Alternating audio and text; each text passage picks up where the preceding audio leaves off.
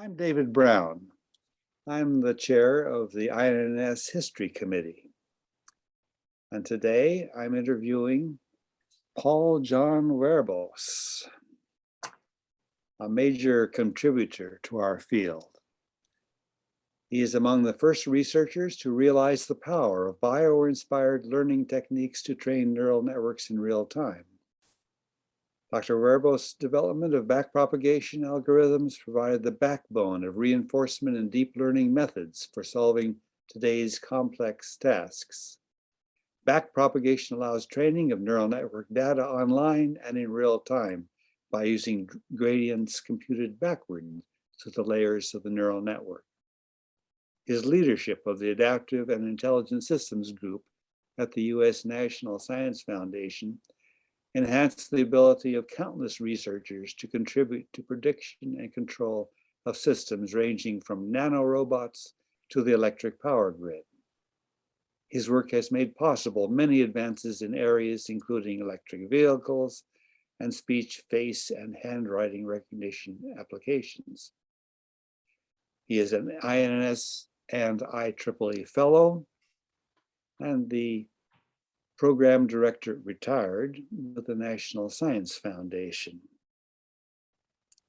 Among his many awards are IEEE Neural Network Pioneer Award, the INS HEB Award, the SPIE Sensing Technology and Applications Leadership Award, and now, just recently, the IEEE Frank Rosenblatt Award.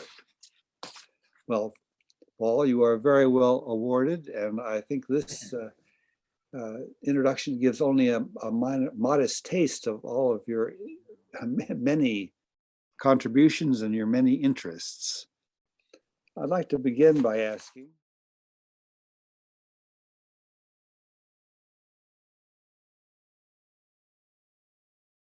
how did you get into the field?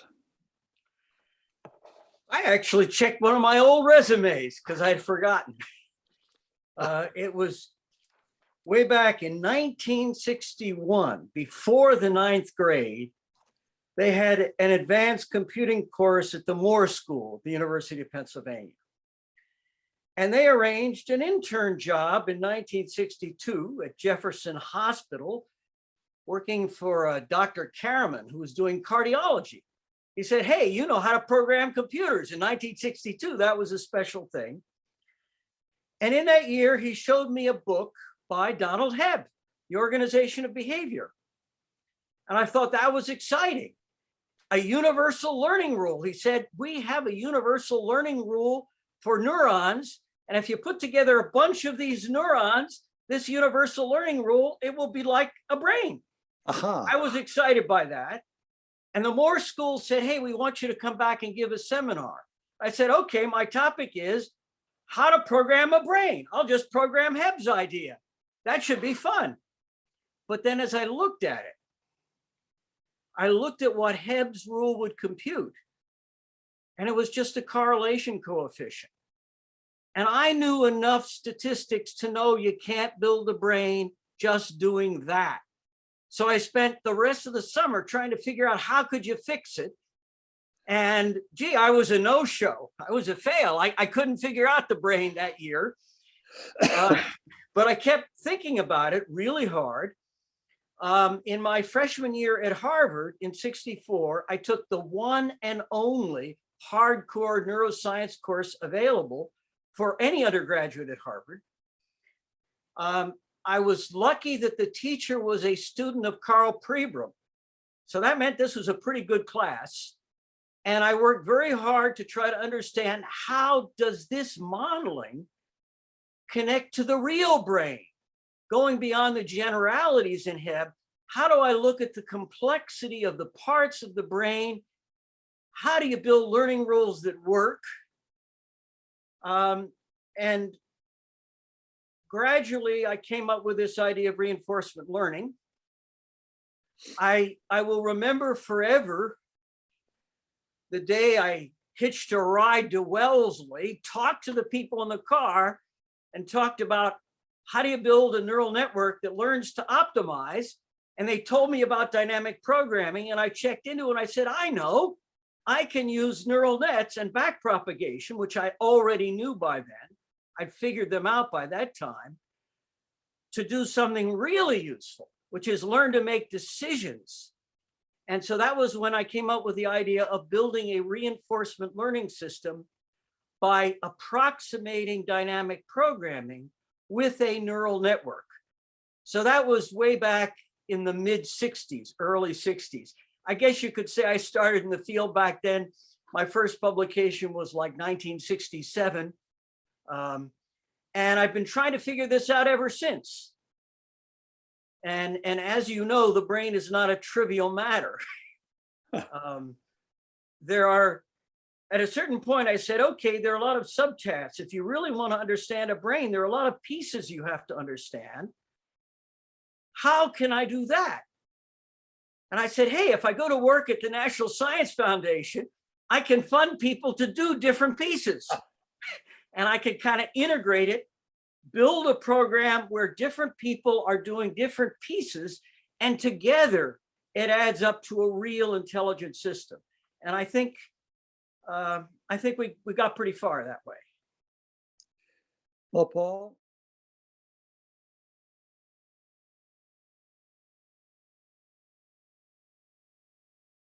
what do you think your most significant accomplishments have been? Depends on how you measure significance. Like the first steps, understanding how to build a reinforcement learning system from neural nets, understanding backpropagation. That was very big, very early, very crucial, but it doesn't go as high as some of the new stuff. And just this past year, the highest level is I have a new paper in press, I think, what I call quantum artificial general intelligence, using new quantum principles to build more powerful reinforcement learning systems, to build brains with a level of intelligence which these classical computers could never achieve. So that might be the most significant. It's the highest level, but it's not the biggest jump. Well, maybe it's a pretty big jump, actually. The quantum stuff is a pretty big jump. But it will be many years before people understand it. When I first proposed backpropagation, nobody would believe my claims. I had so many arguments with so many people who said, this is crazy. It took decades to persuade them eventually to copy it after I worked on them. But now this new thing, it's also at an early stage. And I don't know, 40 years from now, will people understand what it is? The fact that I die of old age may make it difficult to keep the technology going. Well,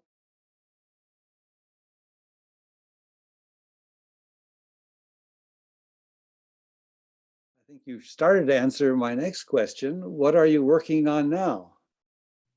Yeah, so as I say, this latest paper is on how to build a new type of reinforcement learning system which takes advantage of what quantum computing can do. And that goes beyond the normal. There's a guy named David Deutsch in Oxford who is a great scientist. And he came up with a concept of a quantum Turing machine. But a normal Turing machine can't do a neural net. And a neural net is more powerful than what a Turing machine does. And with quantum technology, with Deutsch's physics, you can build a different kind of neural net, which is not like a Turing machine, which has power beyond anything these people can imagine at present.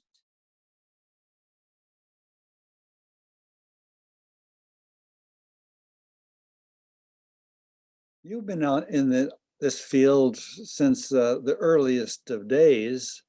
What were the early days of INS like? Oh, wow. Okay, so I was one of the 3 first presidents of INS. And by now you've got lots on Steve Grossberg and Bernie Woodrow, who were the first 2. Mm-hmm.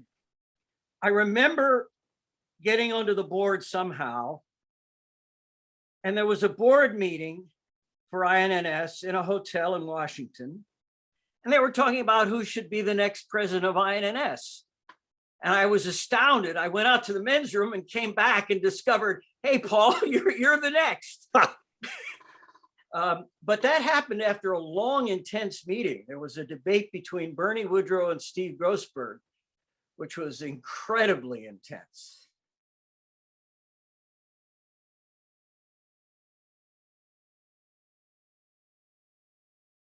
Looking toward the future, what role should INNS play moving ahead?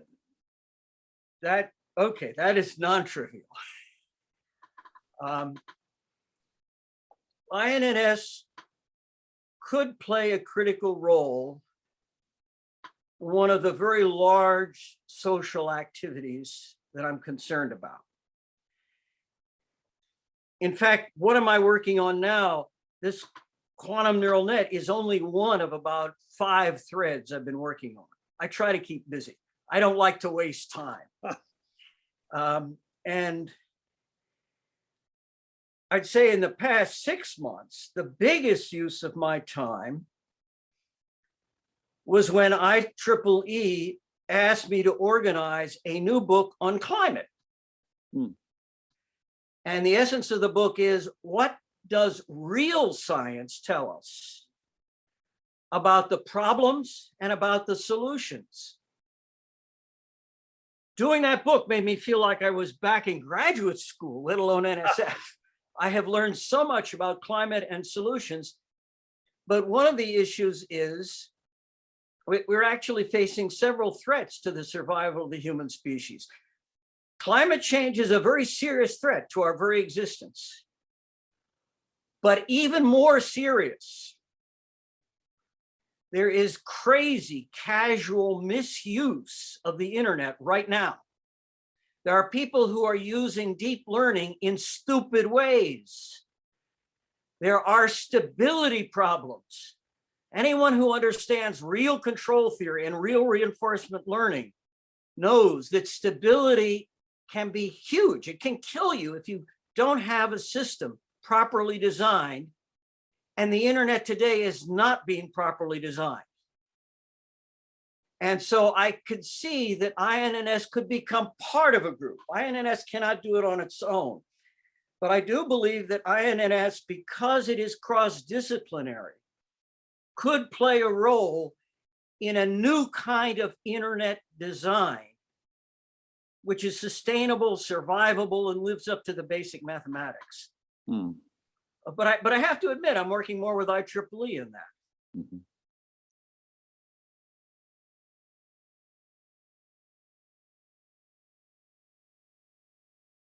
What do you think people are doing right or people are doing wrong in artificial intelligence today? Forgive me, I need to go back and correct myself. I gave you a spontaneous answer that I need to correct. What INNS can do, in addition to this role, maybe the most important role is still the understanding of the human mind. And INNS connected harder to the neuroscience, the understanding of the human mind and the development of human potential is also a huge matter and a positive mission. It's not avoiding damage. It's, human potential, connecting to the brain. Maybe INNS, maybe that's the lead role there. More than one role. In terms of where people are going wrong with AI, I think I already kind of answered. The people are building these unstable systems that don't add up together, that are set up to make war with each other. I can say that as we sit here right now, this is not an abstract issue. There are methods for breaking into any software system. Some of them through backdoors in software, some in hardware, which in my view threaten the currency system of the entire world, because people are relying more and more on digital currencies. Well, the US government has been hacked. And the question is, can we find a peaceful way to resolve and attenuate the cyber war that's already broken out? So what are people doing wrong? What people are doing wrong is they're fighting a cyber war when they need to implement a Pareto optimal solution to keep the nations of the world from killing each other. And they're doing it with AI. They are using neural networks to build threats and attacks. They're into deterrence instead of defense. So they're building attack systems with their AI. And I think that's a pretty serious problem. Hmm.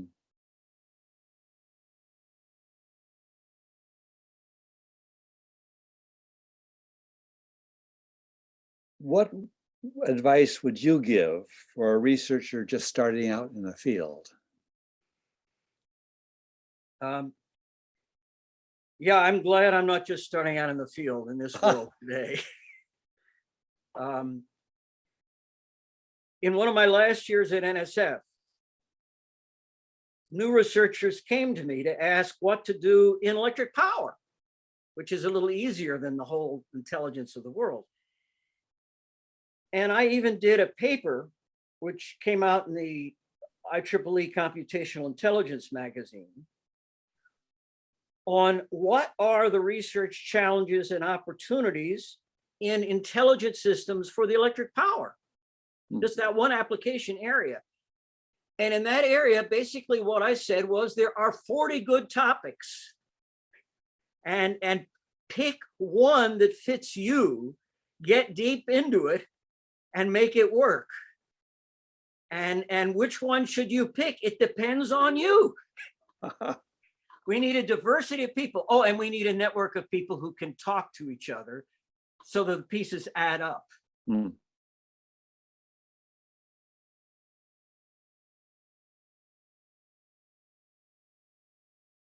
You've given us a little bit on your varied interests, but I think that that's only a little bit.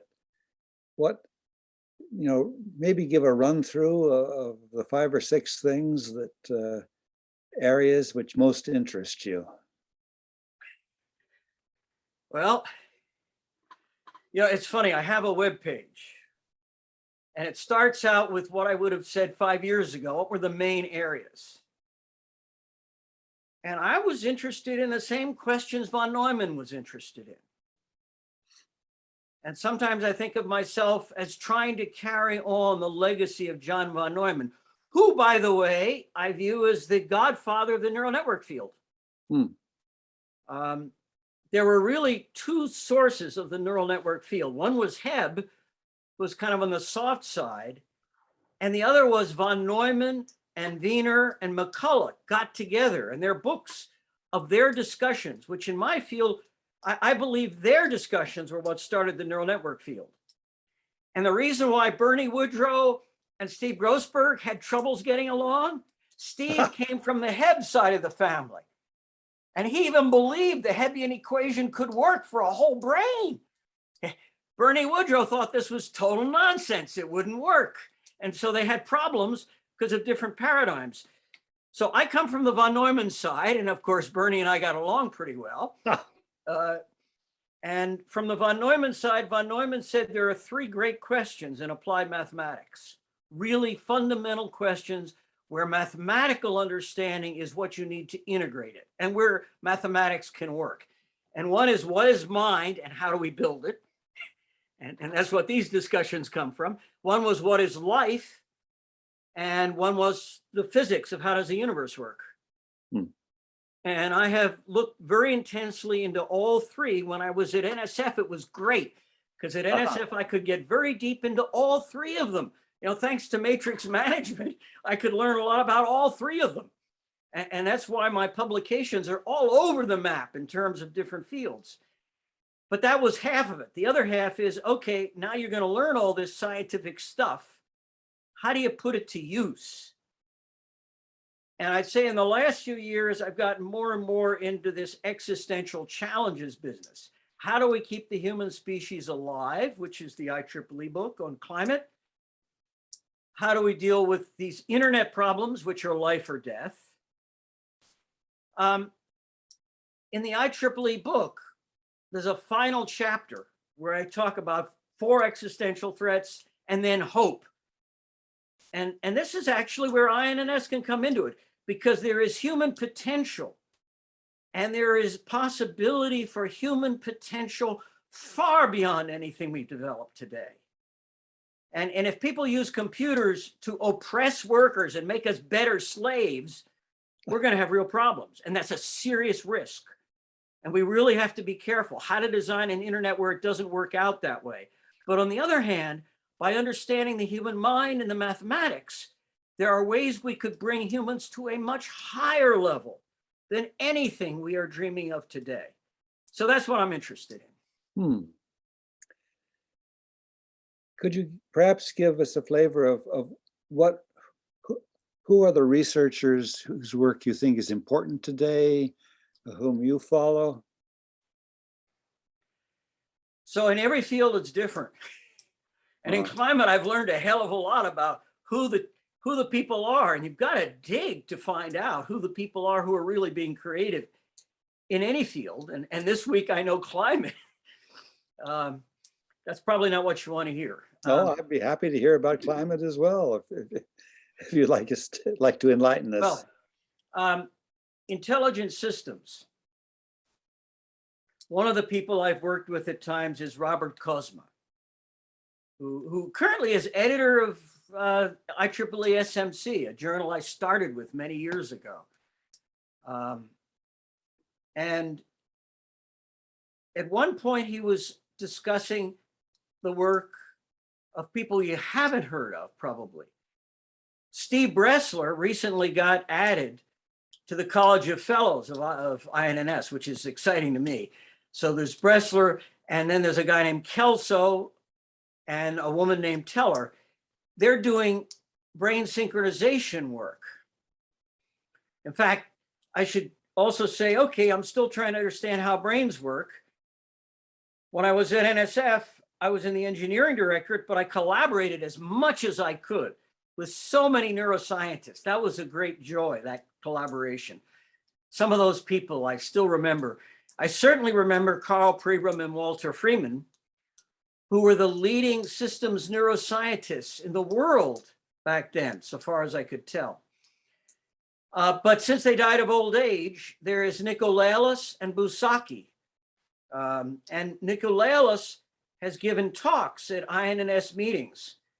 And since he is one of the world's two top systems neuroscientists, I try to pay attention to Nikolaos's work and to Bousaki's data.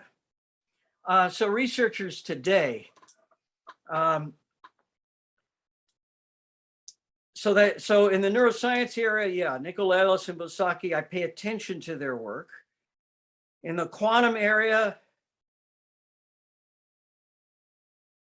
well, in the quantum area, I have a new paper coming out, and I feel weird naming names. Yeah, oh yes, and I have some collaborations from the Walter Freeman era. I continued the collaborations with Kozma. I've certainly been in touch with Don Wunsch and Kumar Viniyagamurthy in regards to different parts of this larger research agenda. Well, on climate, the IEEE book will be clear enough if IEEE approves it, which comes up in about a week. And I can say that one of the issues I've been looking at there is whether the human species will live or die in the face of climate change. I didn't used to think climate change was that serious. In 2009, I spent the year working with the Senate Committee, Environment and Public Works, responsible for climate legislation. And that was the year when Obama introduced his big climate bill. Climate was the whole issue for that year, 2009. And when I was working with that committee, I did not believe in the beginning of the year that climate was the biggest issue.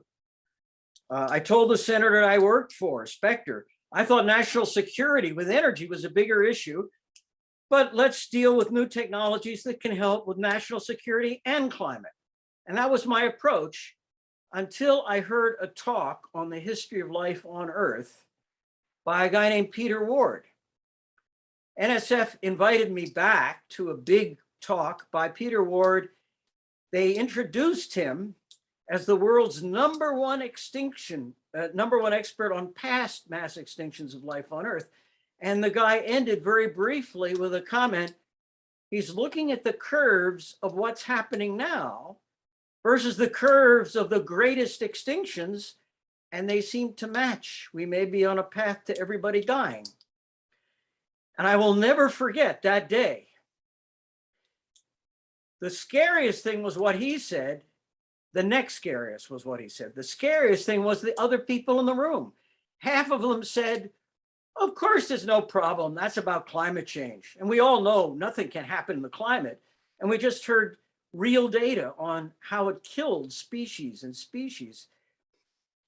And then other people walked out and said, that proves I'm a good person. I support climate action. And the only lesson they learned was, oh, I'm a good person. But I was maybe the one person in the room who said, I don't know. Are we all going to die or not? Do I believe him or don't I? And if he should be right, what can we do? And so for years after that, I pursued it further. And thanks to IEEE, I now know a lot more than I did. I know that there are really 4 key experts in real science on the mass extinction of life. One is Peter Ward, who gave that talk at NSF. One was a guy named Kirsch Vink, who is his co-author on a new book on the history of life on Earth, and he's one of the 4. And then there's a guy named Hazen. Hazen has done a lot of research funded by the oil industry. And Hazen is not an alarmist. If you just look at his stuff, you would think, hey, maybe we won't have a problem.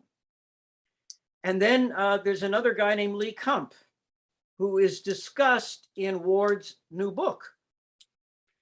And I have looked carefully at the work of all 4. I'm pretty sure I know how they fit together. They are scientists. They are not enemies of each other. Their work fits. There were gaps in what I read of them, so I went out and checked myself to primary sources. And that's why I now know, yeah, human life actually is in danger right now. And that's why I try to do the best that I can as a retired old man sitting in his study to try to get the information out there, both on the problem and on the solutions. So that's been my biggest activity for the last few months. Thank you. Paul, thank you very much for your participation in this interview. You truly are a Renaissance man. All the best for your continued success in your research activity and personal life. Thank you.